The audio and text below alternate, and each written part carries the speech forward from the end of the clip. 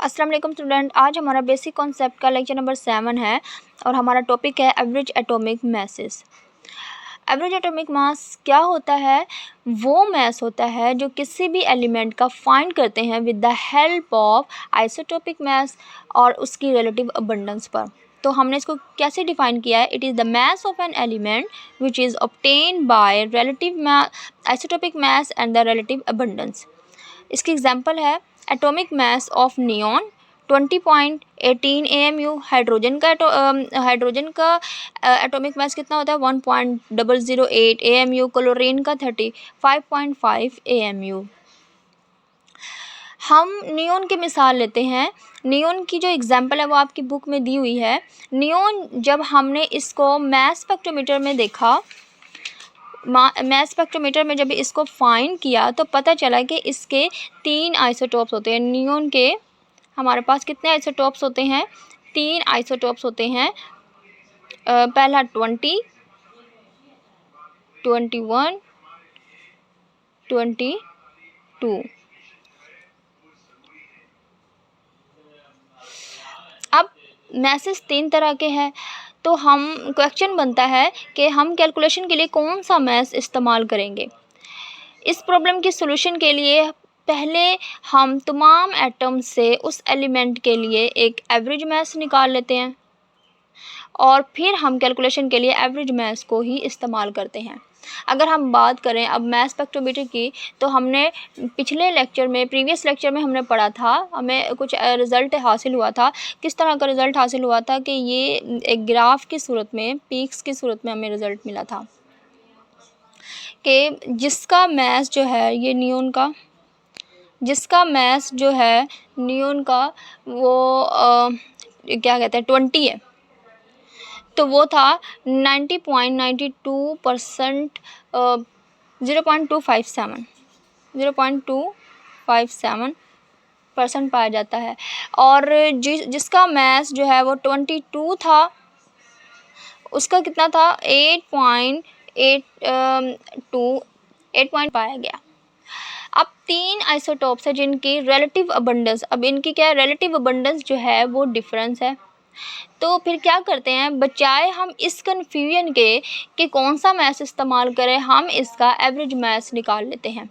अब average mass कैसे निकालते हैं? आपके बुक के अंदर एग्जाम्पल नंबर 1 दी हुई है, इसको करते हैं हम, जो कि नियॉन से रिलेटेड है।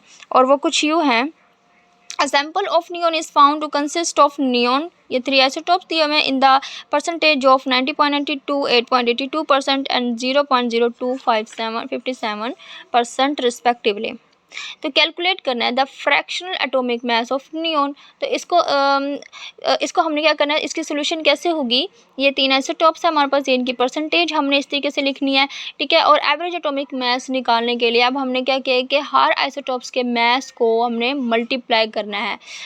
हमने मल्टीप्लाई किया, यहाँ पे हमने हर आइसोटॉप्स के, जैसे फर्स्ट आइसोटॉप्स का मास है उसको मल्टीप्लाई किया परसेंटेज से, और फिर प्लस किया है सेकंड प्रोडक्ट से, और फिर यहाँ पे फिर थर्ड प्रोडक्ट से। तो ये रिज़ल्ट, तो फिर हमारे पास रिज़ल्ट आता है। अब क्वेश्चन क्या आता है कि एक तो क्वेश्चन नंबर 5 जिसमें उसने जनरल पूछा हुआ है कि एवरेज एटॉमिक मास क्या है, ठीक है, what is average atomic mass, ये कैसे फाइंड आउट करते हैं, कैसे निकालते हैं। तो ये इसकी एग्जाम्पल है, और ये इसकी हमने एक एग्जाम्पल पढ़ी है, दूसरी हमने इसकी करनी है। लेकिन इससे, यानी कि इसी एग्जांपल से नियॉन से रिलेटेड एक और भी क्वेश्चन आता है, और वो क्या है, कुछ इस तरह से आता है कि नो इंडिविजुअल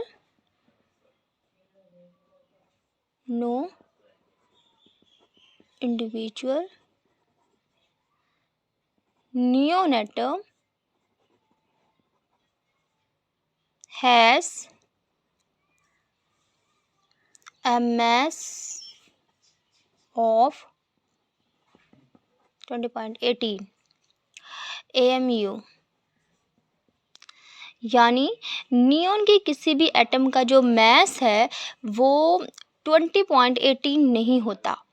इसको जस्टिफाई करना है, या इसकी रीज़न क्या है, ये पूछ सकते हैं वो लोग। इस तरीके से क्वेश्चन आ सकता है। तो रीज़न ये है कि किसी भी एलिमेंट का 20.18 जो AMU मास है वो नहीं होता, क्योंकि ये मास तमाम आइसोटोपिक मासेस का एवरेज है। इसलिए किसी भी आइसोटोप्स का ये ज़रूरी नहीं है कि यही एग्जैक्टली मास रखे। ठीक है। तो क्वेश्चन जो है वो अब इस एक और सेंस में भी पूछा जा सकता है कि एलिमेंट के जो एटॉमिक मासेस हम देखते हैं वो एवरेज में यानी इशारिया में होते हैं। तो ये क्यों होते हैं? ठीक है। एलिमेंट्स के जितने भी मासेस होते हैं ये इशारिया में क्यों होते हैं? तो जैसे हमने पढ़ा था कि हमारे पास क्लोरीन का और हाइड्रोजन का, तो हाइड्रोजन का 1.008 ये इशारिया है, और 35 क्लोरीन का 35.5 जो है ये भी इशारिया में है। ठीक है। तो होता है, तो वो कह रहे हैं कि ये एग्जैक्ट क्यों नहीं होते। जैसे हमने एग्जैक्ट मतलब कि ये इस तरीके से क्यों नहीं होते, जैसे हमने नियॉन का पढ़ा 20, 21, 22, ये इस तरह से क्यों नहीं होते एलिमेंट के जो मैसेज है वो फ्रैक्शन में क्यों होते हैं। तो इसका आंसर हम कुछ इस तरह से देते हैं कि ये फ्रैक्शन में तब चले जाते हैं जब हम इनका एवरेज निकालते हैं। तो एवरेज निकालने की वजह से एटॉमिक मैसेज जो होते हैं वो फ्रैक्शन में आ जाते हैं। और इस पॉइंट को मैंने आप से डिस्कस किया हुआ है यहाँ पे कि most of the element have their average masses in fraction, they are called fractional atomic masses. Okay, ये जो हमारे पास एटॉमिक मास है नियॉन, हाइड्रोजन और क्लोरीन का, ये कहाँ से आप लोग लेते हो? एटॉमिक मास कैसे पता चलता है कि हाइड्रोजन का इतना है, क्लोरीन का इतना है? तो आपके बुक में टेबल दिया हुआ है एक 1.2 जो हमने प्रीवियस पढ़ा था। प्रीवियस लेक्चर हमारा था रिलेटिव अबंडेंस से रिलेटेड था। तो रिलेटिव अबंडेंस का जो टॉपिक है उसमें टेबल दिया हुआ है आप लोगों का, और वो कुछ इस तरह से बना हुआ है कि यहाँ पे एलिमेंट लिखे हुए हैं, जितने भी एलिमेंट है हमने पढ़े, हाइड्रोजन, कार्बन, ऑक्सीजन, सल्फर, ठीक है, और भी बहुत सारे हैं। और उसके बाद यहाँ पे हमारे पास लिखा हुआ है आइसोटॉप्स।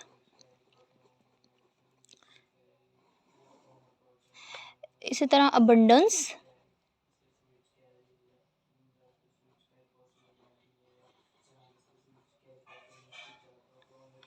रिलेटिव अबंडेंस यानी परसेंटेज में, और यहाँ पे हमारे पास होता है मैस।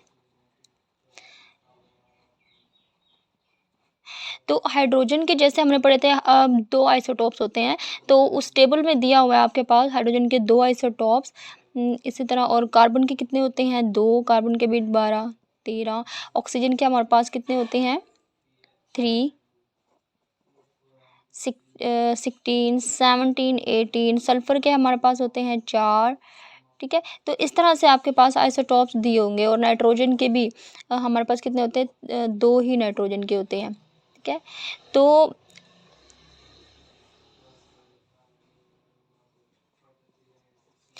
तो हमारे पास इनकी जो अबंडेंस है, इनकी जो परसेंटेज है वो यहाँ से देखते हैं। हाइड्रोजन की वहाँ पे लिखी होगी परसेंटेज 99.9 इतनी होती है, और कार्बन की हमारे पास दी होगी 98.989। इसी तरह ऑक्सीजन की होगी, इसी तरह सल्फर की होगी। ठीक है। और हमारे पास इनके एटॉमिक मासेस भी इसी तरह लिखे हैं। हाइड्रोजन के 1 पॉइंट यहाँ पे लिखे हुए हैं, हाइड्रोजन का 1.008। ठीक है, 7 ऐड भी कर सकते हैं, 8। इसी तरह यहाँ पे 1 पॉइंट कार्बन का है, कार्बन का होता है 1.12। और इसी तरह ऑक्सीजन का 14। ठीक है। इस तरह से ये टेबल बना होगा आपका रिलेटिव अबंडेंस में। तो वहाँ से उसमें आइसोटॉप्स के नेम भी लिखे हुए हैं, जैसे क्लोरीन के। ठीक है। फिर क्लोरीन के हो गया, क्लोरीन के 2 आइसोटॉप्स हैं। इसी तरह उनकी परसेंटेज भी दी हुई होगी। ठीक है। तो वहाँ से हम ये वैल्यूज़ हमने उठानी है इनकी। तो अब हम दूसरी एग्जांपल देखते हैं। सेकंड जो हमारे पास एग्जांपल है वो क्लोरीन की ही मैं आप लोगों को करवाती हूँ। और क्लोरीन के हमारे पास कितने आइसोटॉप्स होते हैं? क्लोरीन के 2 आइसोटॉप्स होते हैं, 35, 70 इसका मास है, और 37, 70। अब हमने क्या करना है, इसकी परसेंटेज कितनी दी होगी क्लोरीन की, 35 वाले की है 75.5%, 37 वाले की है 24.5%। अब हमने इसका क्या फाइंड आउट करना है, एवरेज एटॉमिक मास। तो एवरेज एटॉमिक मास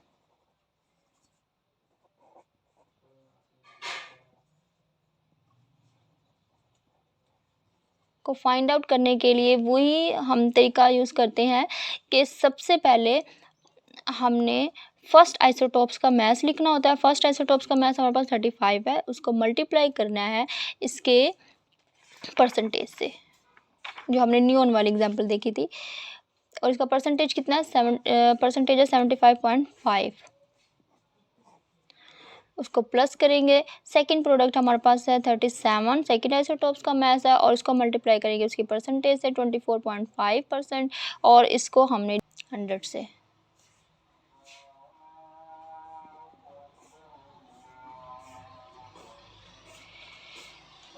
तो इसका जो आंसर हमारे पास आता है वो कितना आता है, 35.5 AMU, जो कि हम पढ़ते हैं क्लोरीन का एटॉमिक मास, हमने यहाँ पे लिखा भी हुआ है। तो ये हमारे है। इसी तरह से हम ऑक्सीजन के भी फाइंड आउट कर सकते हैं, कार्बन के भी फाइंड आउट कर सकते हैं। ठीक है, तो आज का जो हमारा लेक्चर है वो इतना ही है। अगर आपके माइंड में कोई क्वेश्चन है स्टूडेंट, तो आप लोग कमेंट सेक्शन में मुझे बताइएगा, और चैनल को सब्सक्राइब ज़रूर कर दीजिएगा।